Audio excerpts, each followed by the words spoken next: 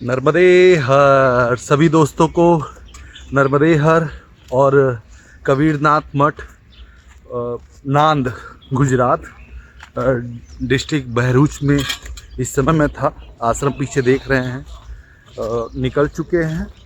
Morning में काफ़ी विलम्ब हो गया आज, क्योंकि कल की स्थिति बहुत ख़राब थी। कल की स्थिति इतनी ख़राब थी कि नीलकंठ आश्रम में, नीलकंठ जो टेम्पल गुजरात में भरूच में था, वहाँ पे क्या था कि मच्छर इतने अधिक मात्रा में थे कि क्या कहा जाए। तो नींद पूरी नहीं हो पाई। वहाँ से निकलते हुए कल डिस्टेंस भी पूरी तरीके से नहीं हो पाया, जितना टारगेट लिया जाता है 25-30 ऐसे करके। तो कल 22-23 किलोमीटर ही चला गया। तो कहने का मतलब ये है कि कल जैसे मैं बोला कि 26 किलोमीटर अप्रॉक्स चल दिए हैं, बट जब मोबाइल पे सर्च किया गया, मैप देखा गया, तो वो 22 किलोमीटर ही था। तो दोस्तों, मैं कल हो सकता है वीडियो में बोला हूँ 26 किलोमीटर, बट वो 26-27 किलोमीटर नहीं था, 22 किलोमीटर था। तो इसके लिए मैं सॉरी बोलना चाहूँगा। और निकल पड़े हैं यात्रा की तरफ। आज काफ़ी विलम्ब हो गया क्योंकि रात में नींद बहुत अच्छी आई थी। ओडोमॉस ले लिया था मेडिकल से, जिस वजह से भी अच्छी नींद आई। लगा के मच्छर वगैरह परेशान नहीं किए, तो मच्छर सब परेशान नहीं किए, अच्छे से नींद आई। और करीब 6 बजे तक सोया, 6 बजे ही नींद खुली। तो इस समय अच्छा, यहाँ से दोस्तों करीबन 130 किलोमीटर दिखाई दे रहा है कि मध्य प्रदेश बॉर्डर है। और मध्य प्रदेश बॉर्डर में जब एंट्री ले लिया जाएगा तो समझ लीजिए कि फिर दोबारा कोई स्टेट और नहीं लगेगा, सीधे फिर मध्य प्रदेश में ही समापन हो जाएगा ये यात्रा। और ये मुझे लगता है यात्रा 3000-2900 ऐसे ही किलोमीटर है। बाइक वालों के लिए और 4 व्हीलर वालों के लिए जो परिक्रमा करते हैं, उनके लिए करीब 3500-3600 या 4000 तक जा सकता है। क्योंकि वो सबको रास्ता तो पता नहीं रहता है, कहीं कहीं 20 किलोमीटर आगे चले जाते हैं, कहीं 50 किलोमीटर आगे चले जाते हैं, तब वहाँ पता चलता है कि आप गलत जा रहे हो। तो इसलिए भी अब सबसे रास्ता तो पूछेंगे नहीं रुक रुक के, तो वो चलेंगे क्या। तो कन्फ्यूज़न, बस रास्ते में कन्फ्यूज़न आता है। तो इसके लिए भी ये चीज़ हो जाता है गलती, कि उस वजह से भी 400-500 किलोमीटर इधर उधर हो जाता है। बहुत क्या बताया जाए दोस्तों, सुंदर। और मेन समस्या जानते हैं क्या होता है कि आप किसी आश्रम के बारे में जानते नहीं हो, रिव्यू वगैरह भले नेट पे देख रहे हो, सबका एक अलग अलग, आप जो अनुभव किए हो वो अनुभव मैं नहीं कर सकता हूँ। आपको बता दूँ साफ बात, मैं जो अनुभव कर रहा हूँ वो चीज़ आप नहीं कर सकते हो। कल देखिए 2 दीदी जो कल दोपहर में जिस आश्रम में रुका था, उसके पीछे ही उनका गांव है। उस गांव में ही वो सेवा देती हैं परिक्रमा वासियों के लिए। तो वहाँ पे क्या था कि हम लोग पहुँचे तो 3 बाबा और एक लड़की ही थी। मैया नहीं बोल सकता, क्योंकि वो अपने मुंह से ही बोली कि मैं सन्यासी नहीं हूँ, मुझे क्रोध आता है।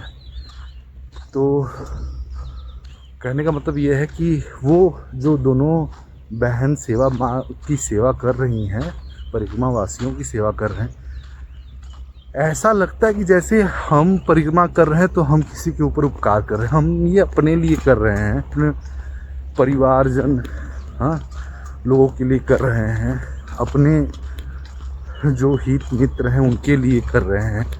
तो कहने का मतलब ये है कि आप किसी के ऊपर एहसान कर रहे हो, आप अपने लिए कर रहे हो यात्रा। आप घर से चले हो तो किसी के ऊपर डिपेंड होकर चले हो कि नहीं।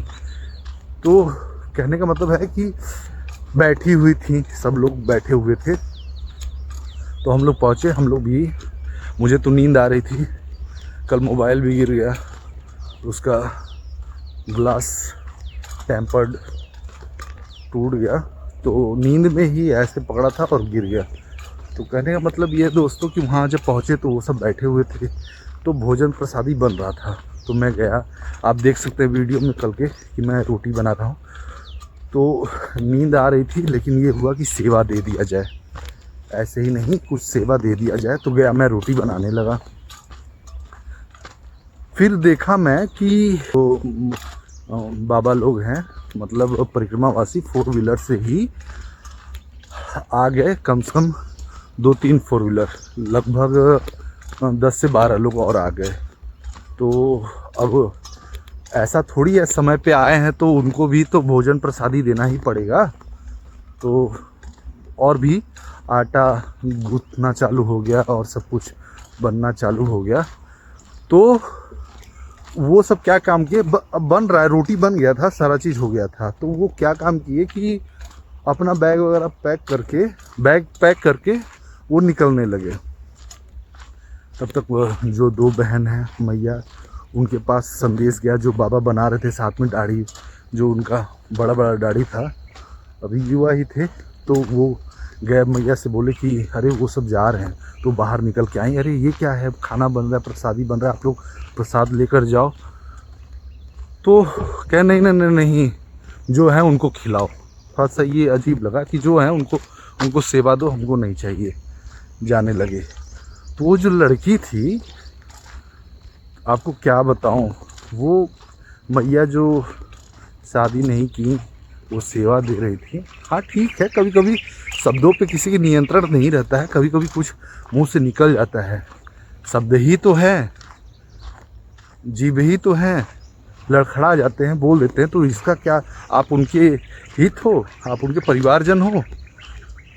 परिवारजन हो, थोड़ा सा आदमी रास्ते में चलता है, किसी से हो जाता है, तो इसका क्या मतलब। अब हम लोग नीलकंठ में थे, मैं और प्रभात बाबा बात कर रहा था अपने में कि आलस्य क्या है। वो महाराष्ट्र के जो कल मैं वीडियो में बताया, वो लड़ पड़े, गुस्सा हो गए। तो बात, मैं बोला कौन हो भाई आप, कौन हो तुम। तो इतना ज़्यादा सोचना नहीं चाहिए, कौन हो, आज मिले हो, फिर दोबारा तो मिलना है नहीं, ये दोबारा मुलाकात हो। इतने भाग्यशाली ना हम हैं ना आप हो कि दोबारा मिलें। तो कहने का मतलब ये है कि इतना क्यों भाई सोचना, इतना क्यों करना। लेकिन वो आके बोल रही बार बार कि अरे प्रसादी लेकर जाइए, प्रसादी लेकर जाइए, प्रसादी लेकर जाइए। वो हाँ बुला रही हूँ, उसको बुला रही हूँ। तो मैया कुछ बोली होंगी जो है, तो कहें कि ये मैया मुझे अच्छा नहीं लगा, ये आप बहुत बर्दाश्त के बाहर है, ये मुझे अच्छा, मैं सन्यासी नहीं हूँ कि मुझे बुरा ना लगे, मैं सन्यासी नहीं हूँ। लगी भाई करने जो है। तो मैया भी छोड़ दी, लेकिन बाद में निकल के आई मैया कि वो सब बिना खाए चले गए। पता नहीं क्यों मेरा दिल बहुत ही अजीब हो रहा है। तो कभी ये चीज़ सोचना चाहिए कि वो इतने सालों से परिक्रमावासी की सेवा दे रही हैं, अपना जीवन, पूरा जीवन परिक्रमावासी के ऊपर। बूढ़ी हो गई हैं अब, हमको लग रहा है कि 70 साल की लगभग हो चुकी हैं। तो ये चीज़ सोचना चाहिए। अरे वो तो डांट दें तब पर भी आदमी को बुरा ना मानना चाहिए कि अरे ठीक है, इतना सेवा दे रही हैं, सच्चे दिल से लगी हुई हैं। तो दोस्तों क्या कहा जाए, अपने शब्दों को बहुत सोच समझ के इस्तेमाल करना चाहिए और देखना चाहिए कि सामने वाला व्यक्ति कौन है। ये चीज़ मैं आप लोग को बताता हूँ कि चाहे माँ हो, बाप हो, कोई भी हो, वो अपना पूरा जीवन समर्पण कर दिया आपके लिए। तो ऐसा ना बोलो कि उसको तकलीफ़ हो कि मेरा किया धरा हुआ सब बेकार है। शब्दों पे नियंत्रण रहना चाहिए, शब्दों को सदैव बहुत सोच समझ के ही निकालना चाहिए कि मेरे माँ बाप को, मेरे बड़े जन जो मुझसे प्रेम करते हैं, जो मेरे लिए मेरा हित सोचते हैं, जो मेरा सदैव हित चाहते हैं, जो मेरे दुखों को अपना दुख समझते हैं, जो मेरे सुख में सम्मिलित होते हैं, दुख में सम्मिलित होते हैं, तो उनके लिए सदैव अपने विचार निर्मल रखने चाहिए। सदैव अपने विचार उनके लिए मतलब समर्पण की भावना रखनी चाहिए। आप जब उनके प्रति समर्पण होते हैं तो भगवान के प्रति आप समर्पण होते हैं। तो मैं यही कहना चाहूँगा कि सदैव अपने जो तुम्हारे लिए कभी अनहित ना सोचा हो, जो तुम्हारे लिए सदैव हित के बारे में सोचा हो, जो सत्ता है कभी न कभी गलतियाँ त्रुटियाँ कभी कभी हो, कोई भगवान नहीं है कि उससे कभी गलती हो ही ना, पर ये चीज़ सदैव समझना चाहिए।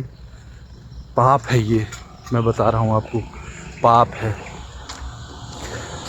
जो व्यक्ति अपने लिए कभी गलत सोचा ही ना हो, माँ बाप भाई बहन कोई भी हो, जो आपके हित के बारे में सोचता है वो आपके लिए भगवान है, माँ नर्मदा है। उनके लिए सदैव आप समर्पण की भावना रखो, आप सदैव उनके लिए समर्पित रहो। यही सब कुछ, यही मंदिर है, यही सब कुछ है, यही परिक्रमा है, यही सेवा है, यही सब कुछ है दोस्तों। तो नर्मदे।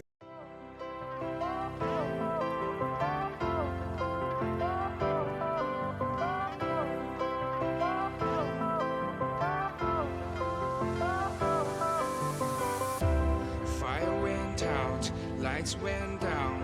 When you feel lost in your shadow, don't feel alone, don't scream so loud. We are living in this cruel world, broken but strong, gotta move on.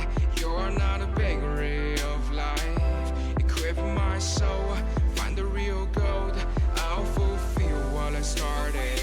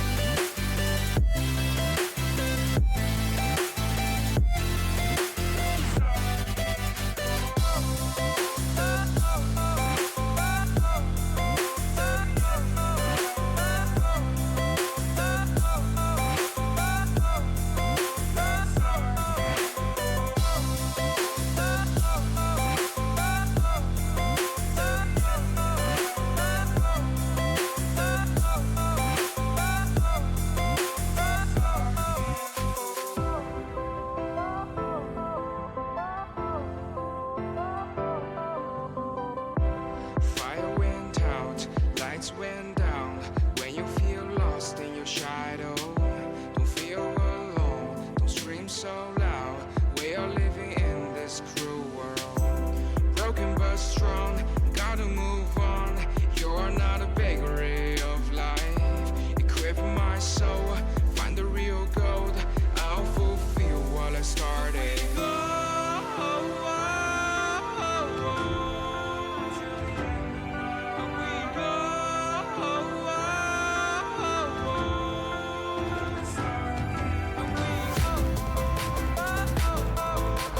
बाबा यही जाएगा नर्मदे हर।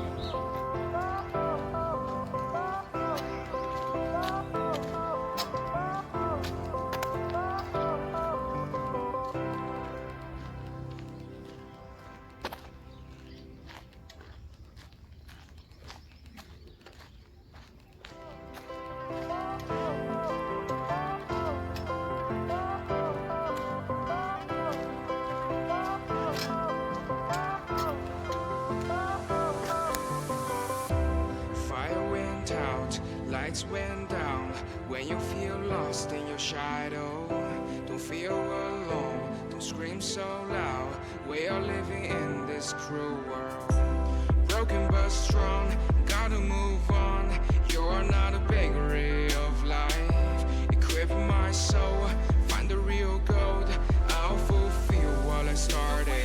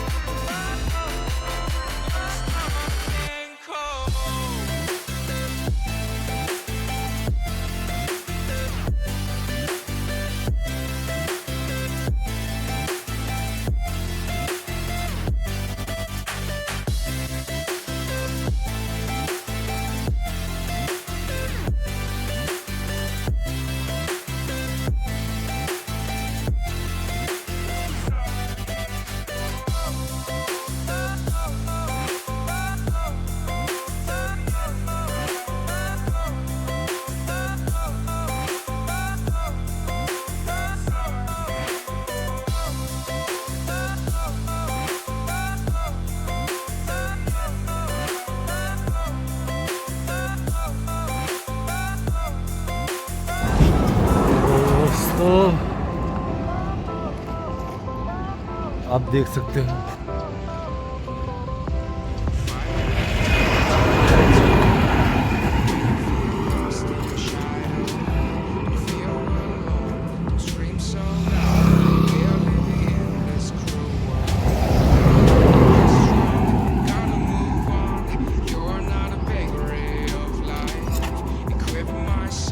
दोस्तों देख रहे हो ना नर्मदे देख सकते हो कितना धूल, बाप रे बाप इतना धूल कि फेस ना ढको तो दम मिट्टी मिट्टी। बाप रे। तो दोस्तों अभी फिलहाल नारेश्वर आ चुके हैं और अब सीधे आश्रम की तरफ जा रहे। ये देखिए यार धूल ट्रक परिक्रमा वासियों के लिए ये बहुत कठिन सफ़र है 10 किलोमीटर का, बहुत ज़्यादा नर्मदे हर। तो फाइनली दोस्तों करीब सुबह आश्रम से यहाँ से निकला था कबीर आश्रम, वहाँ से 12 से 13 किलोमीटर का दूरी जो होता है वो तय कर ली गई है मेरे द्वारा क्या पैरों द्वारा। अब अच्छा इस साइड में हूँ, मतलब सूलपानी के गुजरात में एंटर करके करीब 100 किलोमीटर 100-150 किलोमीटर के लगभग आ चुका हूँ। अब उस नर्मदा मैया के उस तट पे देख रहा हूँ, ये ऊंचे ऊंचे पहाड़, सूलपानी की याद आ गई देख करके। और वो सूलपानी ही है, सूलपाणेश्वर महादेव वो सूलपानी ही है जो कि, और काफ़ी धुंधला दिख रहा है लेकिन बहुत बड़े बड़े पहाड़। तो दोस्तों अब आश्रम पे पहुंच चुका हूं, काफ़ी धूप भी हो गई, 11:30 बज रहे हैं अभी। तो यहाँ पे एक आधे घंटे आराम करने के बाद फिर उसके बाद निकला जाएगा, आगे की यात्रा प्रारंभ की जाएगी। आपको बैक कैमरे से दिखाता हूँ दोस्तों नर्मदे हर। देखिए पहुँच गया हूँ।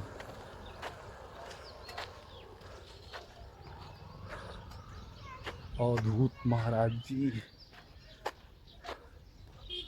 श्री गुरुदेव। बहुत सुंदर आश्रम, बहुत भव्य, बहुत बड़ा आश्रम लग रहा है बाहर से। अब अंदर चलता हूँ तो आप लोग को आश्रम पूरा दिखाता हूँ। आप लोग भी जब यात्रा करने आओ, बाइक से, पैदल, बस से, 4 व्हीलर से। तो इस आश्रम पे जब पहुँचो तो आपको समझ में आए कि नहीं कितना सुंदर आश्रम है, यहाँ ठहरना चाहिए दोस्तों। देखिए चारों तरफ गन्ने का जूस का दुकान, गन्ने के जूस की दुकान है सब।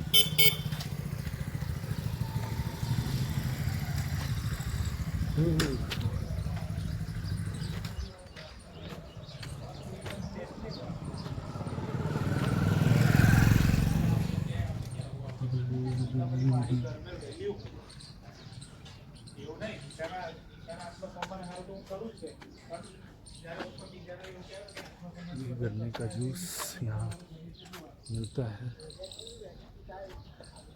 दोस्तों। ये देख सकते हैं आप मंदिर,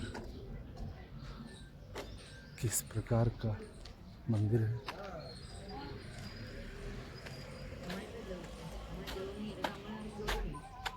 ये क्या है बाबा? जामुन है, जामुन, नवा जामुन। जामुन है? नया जामुन।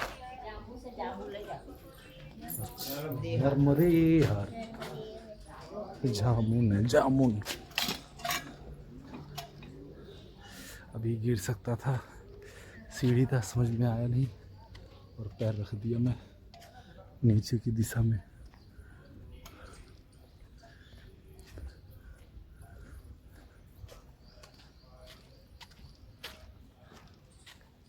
नर्मदे हर बाबा।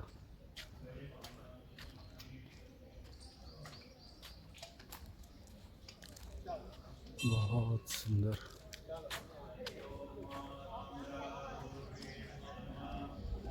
देखिए परिसर।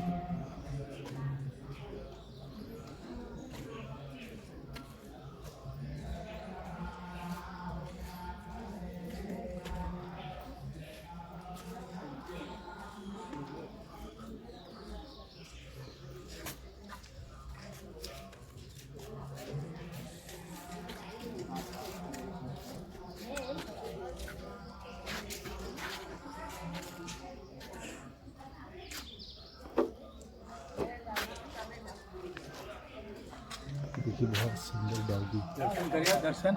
हाँ बाबा, थोड़ा सा थक गए हैं। हाँ, लेकिन 12 बजे बंद हो जाएगा मंदिर। कितने बजे खुलेगा फिर? 2:30 बजे खुलेगा, 2:30 का। चला पहले दर्शन कर करके आओ। आइए आइए। हाँ, चलो। तो लखे लाओ, पकड़ो, मैं लखे आयो मैं तो। मैं तो समाज लखे ही तो। हाँ, चलो। अब दर्शन करके आओ भैया पहले, फिर बाद में आराम करो, फिर वापस आ जाइए। अच्छा अच्छा पहले दर्शन कर लो, यहाँ से जाओ जल्दी। 12 बजे बंद हो जाएगा भैया। बाबा।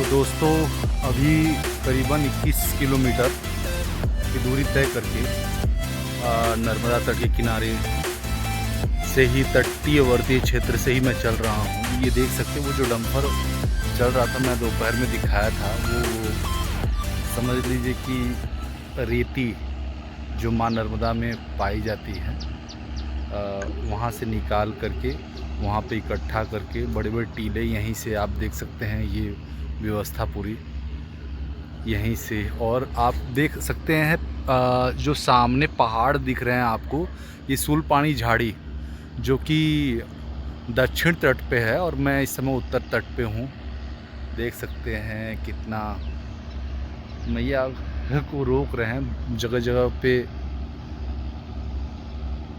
स्टॉपर लगा दिए हैं, रेती का ही बांध बना दिए हैं जिससे कि पानी एक जगह स्थिर हो और हम रेत निकाल सके। उस साइड देख सकते हैं आप दोस्तों। तो इस समय मैं एक आश्रम के पास पहुंच चुका हूं। बहुत सुंदर स्थान है ये, आप देख सकते हो, एकदम तट के किनारे ही ये आश्रम है, जो कि यहाँ पे रुकना नहीं है, आगे बढ़ना है। आपको थोड़ा सा दिखा दूं, आइए। बहुत सुंदर स्थान और काफ़ी बड़ा रमणीय स्थल। ये देखिए, झूले की व्यवस्था, आराम करने की व्यवस्था। नर्मदे हर, ये देखिए जर्मन शेफर्ड की वैरायटी देख सकते हैं। ये जर्मन शेफर्ड है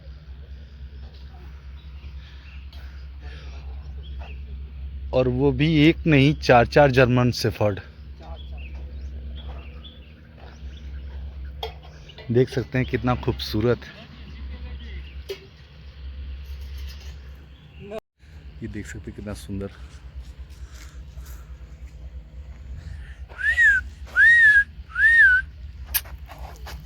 ये देखिए, ये देखिए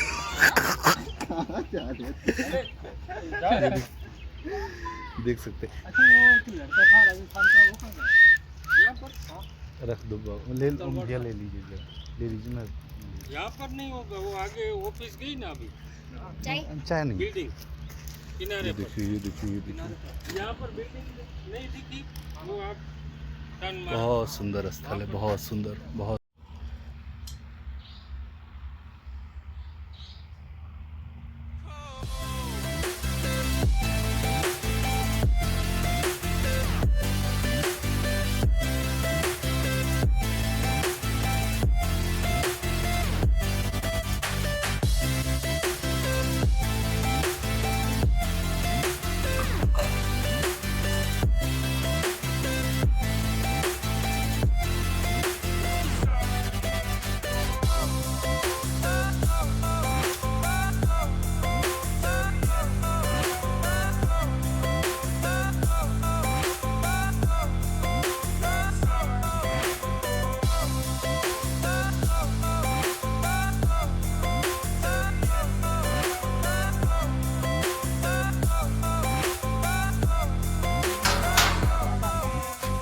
बाबा खाना खा लो।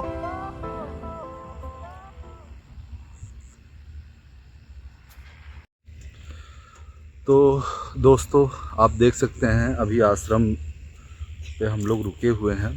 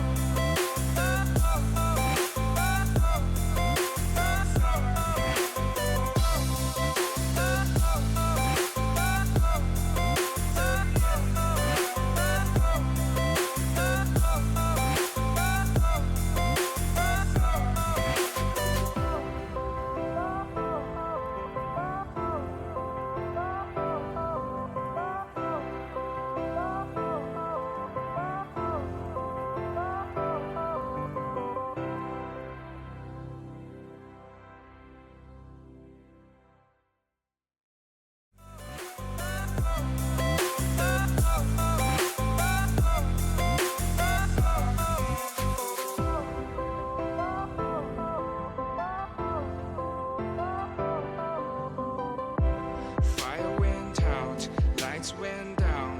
When you feel lost in your shadow, don't feel alone, don't scream so loud. We are living in this cruel world, broken but strong, gotta move on. You're not a bakery of life, equip my soul, find the real gold. I'll fulfill what I started.